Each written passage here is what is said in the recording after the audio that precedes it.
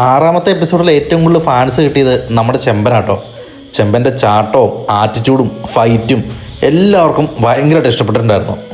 ചെമ്പനെ ഇത്ര മനോഹരമാക്കിയത് നമ്മുടെ എല്ലാവരും പ്രിയപ്പെട്ട ജിതിനാണ്. ജിതിൻ അത്യാവശ്യം നല്ല രീതിക്ക് തന്നെ എഫേർട്ട് എടുത്തിട്ടുണ്ടായിരുന്നു.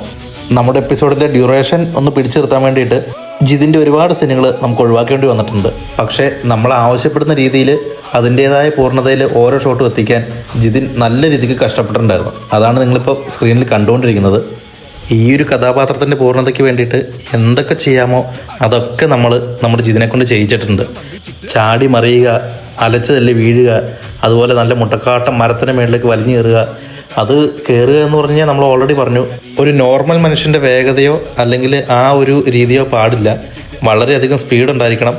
കാല് തന്നാൻ പാടില്ല, കൈ തന്നാൻ പാടില്ല. ഇതൊക്കെ പറഞ്ഞിട്ടാണ് ആളെ മരത്തിന് മേളിൽ ഓടിച്ച് കയറ്റുന്നത്.